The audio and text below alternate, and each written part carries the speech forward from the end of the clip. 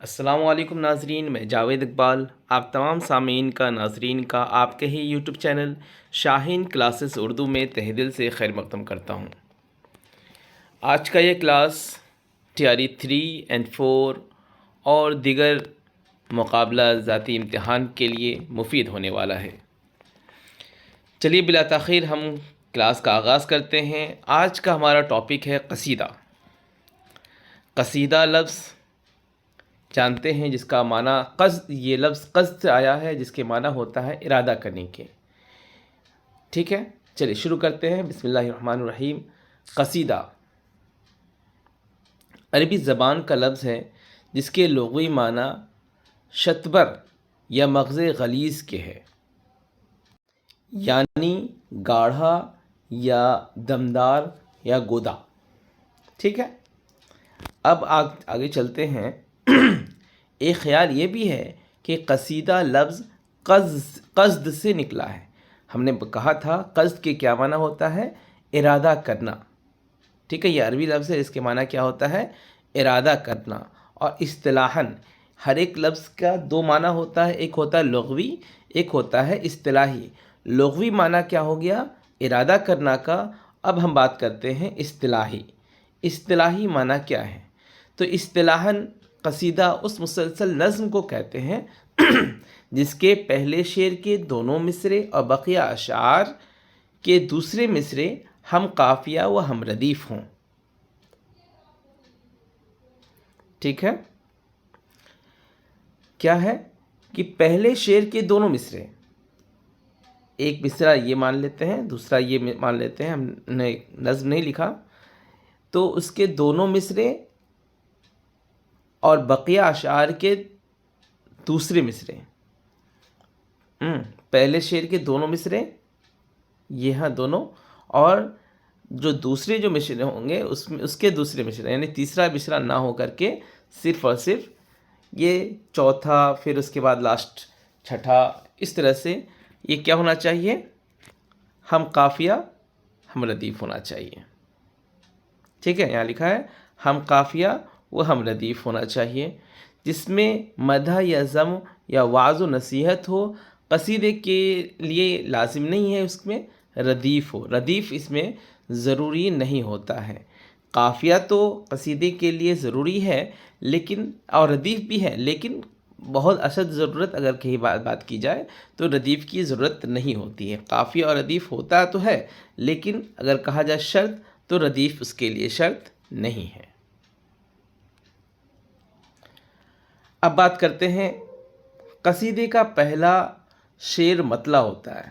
مطلع ہم جانتے ہیں، ہر غزل کے پہلے شعر کو بھی مطلع کہتے ہیں، اور قصیدے کے پہلے شعر کو بھی کیا کہتے ہیں؟ مطلع کہتے ہیں۔ لیکن کچھ شعروں کے بعد درمیان میں مطالع کہے جاتے ہیں۔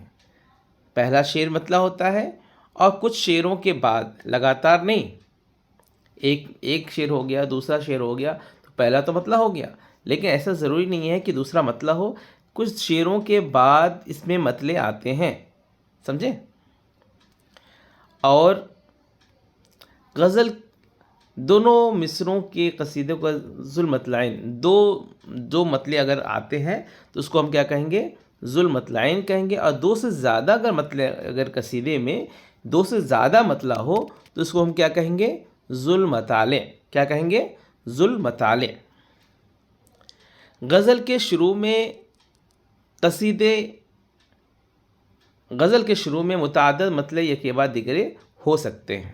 غزل کی بات کی جائے تو مطلع پہلا مطلع ہو گیا، دوسرا مطلع ہو گیا، اس میں غزل کے لیے شرط کیا ہے؟ قافیہ اور ردیف۔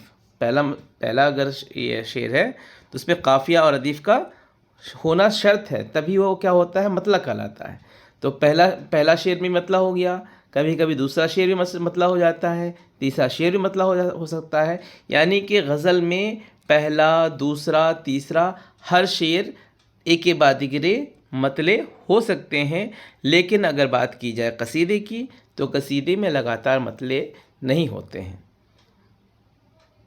مگر قصیدے میں شروع میں صرف ایک ہی مطلع ہوتا ہے۔ البتہ بعض قصیدوں میں متعدد مطلع ہوتے ہیں، مگر مطلع اور دوسرے مطلعوں کے درمیان بہت سے اشعار ہوتے ہیں۔ غزل کے لیے کیا کہا گیا کہ لگاتار آپ کو مطلع ہو سکتے ہیں، لیکن قصیدے کی بات کی جائے تو ایک مطلع اور دوسرے مطلع کے درمیان کچھ اشعار ضرور ہوں گے۔ جس قصیدے میں متعدد مطلع ہوتے ہیں اس کو ذو المطالع کہا جاتا ہے، ہم نے بھی سن لیا۔ اور بات کی جائے اگر آگے، تو قصیدے میں شاعر مقطع کا استعمال جہاں چاہے وہاں کر سکتا ہے۔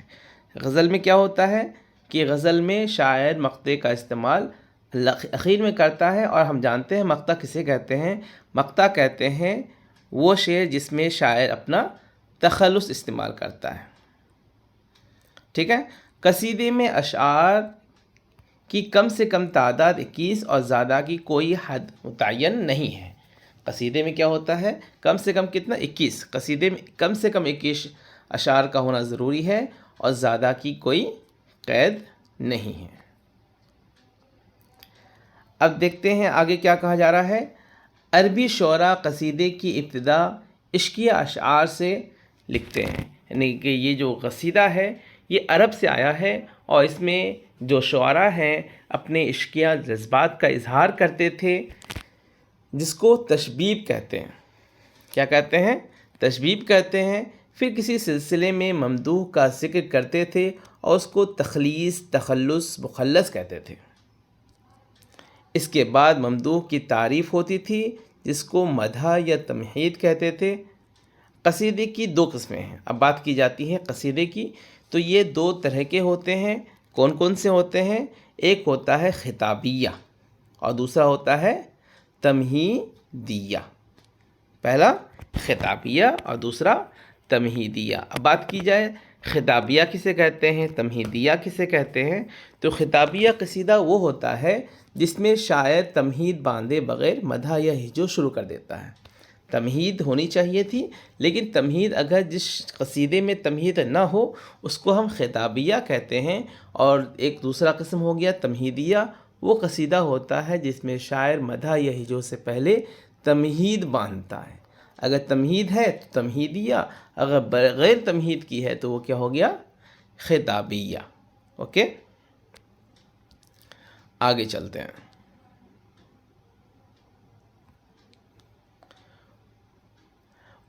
اردو قصیدوں کے اجزائے ترکیبی 5 ہیں۔ کون کون سے ہیں؟ پہلا ہے تشبیب۔ پہلا کیا ہے؟ تشبیب۔ اور دوسرا کیا ہے؟ گریز۔ تیسرا کیا ہے؟ مدح۔ چوتھا کیا ہے؟ مدعا۔ اور پانچواں ہے دعا۔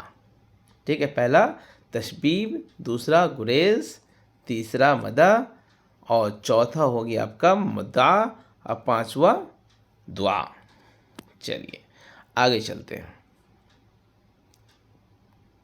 تشبیب سے مراد وہ اشعار لیے جاتے ہیں جو قصیدے کی ابتدا میں تمہید کے طور پر لکھے جاتے ہیں۔ ہم نے کہا تشبیب جو ہے اس میں یہ قصیدے کے لیے ابتدا ہوتی ہے۔ ابتدا، قصیدے کی ابتدا کہتے ہیں تمہید کے ذریعے، تو اس کو تشبیب کہتے ہیں۔ تشبیب کا پہلا شعر قصیدے کا پہلا شعر یعنی کہ مطلع ہوتا ہے۔ غزل کے پہلے شعر کو بھی مطلع کہتے ہیں، تشبیب کے پہلے شعر کو قصیدے کے پہلے شعر کو بھی مطلع کہتے ہیں۔ اور اگر وہ تمہیدیہ شعر ہے تو اس میں وہ تشبیب لاتا ہے، یعنی کہ غزل کا قصیدے کا پہلا شعر ہوتا ہے، یعنی کہ وہ مطلع ہوگا، ٹھیک ہے۔ اور اس کے بعد قصیدے کے مطلع کے لیے یہ شرط ہے کہ وہ بلند پایا شگفتہ ہو تاکہ سننے والا ہمتن گوش ہو۔ قصیدے کے لیے کیا ضروری ہے؟ پہلا شعر کا کہ بہت وہ بلند پایا ہو، سننے والے کو بہت اچھا لگے اور اٹریکٹ ہو، جس سے کہ باقی کے جو اشعار ہیں وہ اس کو اثردار بنا دے، ہے نا۔ آگے چلتے ہیں۔ تشبیب کے لیے یہ بھی شرط ہے کہ اس کے اشعار مدح کے اشعار سے زیادہ نہ ہو۔ کہ تشبیب میں کیا ہوتے ہیں، اس میں تو ایک طرح سے سامنے والے کی تعریف کی جاتی ہے، لیکن تعریف بھی ایسی ہو کہ لاسٹ میں تو تعریف کرنی ہے نا، اس میں مدح ہے ہی، تو مدح سے اس کے تشبیب کے جو اشعار ہیں وہ زیادہ نہ ہو، تشبیب کے شعر کم ہو، اور مدح کے جو اشعار ہوں گے وہ زیادہ ہوں گے۔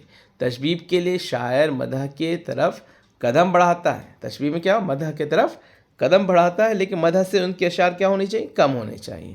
براہ راست مدح شروع نہیں کرتا ہے، بلکہ بات سے بات پیدا کر کے مدح کی طرف آتا ہے. اس بات سے بات پیدا کرنے کو گریز کہتے ہیں. پہلے تشبیہ کیا، پھر وہ بات سے بات پیدا کرتا ہے. کیا کرتا ہے؟ بات سے بات پیدا کرتا ہے. اس بات سے بات پیدا کرنے کو کیا کہتے ہیں؟ گریز کہتے ہیں. اور قصیدے کا سب سے اہم جز کیا ہو گیا؟ مدح. اصل اس کا ماخذ کیا ہے؟ مدح. اصل اس کا جو مقصد ہے کیا ہے؟ وہ مدح ہے. اب ہم بات کرتے ہیں آگے کہ گریز کے بعد پہلے ممدوح کی تعریف صیغۂ غائب میں کی جاتی ہے. غائبانہ میں اس کی، یعنی کہ وہ حاضر نہیں ہوتا ہے سامنے، اس کی غیبانہ اس کی تعریف کی جاتی ہے، جسے مدح غائب کہتے ہیں. پھر براہ راست، اس کے بعد پھر آتے ہیں ہم لوگ، براہ راست ممدوح کو خطاب کر کے تعریف کی جاتی ہے. اور ایسے جو اشعار ہوتے ہیں جس میں براہ راست ممدوح کی تعریف ہوتی ہے، اس کو کہتے ہیں مدح حاضر. مدح حاضر کہا جاتا ہے اس کو. ٹھیک ہے. جیسے ایک اگزامپل کے طور پہ ایک شعر ہے، کل کے قدرت نے کوئی کھینچی نہیں ایسی شبیہ، کل کے قدرت نے کوئی کھینچی نہیں ایسی شبیہ، گو کی تصویر ہزاروں میں مرقع سے جہاں. قصیدے کا چوتھا جز مدعا، یہ عرض مطلب. اصل مقصد کیا ہے شاعر کا، وہ اس میں بیان کرتا ہے، جس میں قصیدہ گو اپنا مدعا بیان کرتا ہے. ٹھیک ہے. قصیدے کا آخری جز کیا ہوتا ہے؟ دعا ہوتا ہے، جس میں شاعر اپنے ممدوح کی درازی عمر یا بلندی کی دعا کرتا ہے. جو سامنے جو بھی بادشاہ ہوتے ہیں ان کی تعریف بیان کی جاتی ہے، اور پھر اپنی بات کو اس میں وہ ختم کر دیتے ہیں. یہ آج کے لیے اتنا ہی کافی ہے، لیکن ایک نوٹس ہے، اس کو بھی دیکھ لیا جائے کہ قصیدہ عربی شاعری کی پیداوار ہے، جو فارسی کے توسط سے اردو تک پہنچی. عربوں نے اس کو اسٹارٹ کیا. کس نے اسٹارٹ کیا؟ عربوں نے اسٹارٹ کیا، اور عربوں کے ذریعے فارسی میں آئی. فارسی کے توسط سے، اس کے وسیلے سے اردو ادب میں اس کا پیر جما. آگے دیکھ لیجئے. اردو کا پہلا قصیدہ گو قلی قطب شاہ کو کہا جاتا ہے، اس کے 12 قصیدے ہیں. ٹھیک ہے. اور اردو کا باقاعدہ قصیدہ گو شاعر جو ہے یہ سودا ہے. ان کے 54 قصائد ہیں. کتنے؟ 54 قصائد ہیں. آج کے لیے اتنا ہی. آپ لوگ مجھے اپنے دعا میں یاد رکھیں گے. السلام علیکم.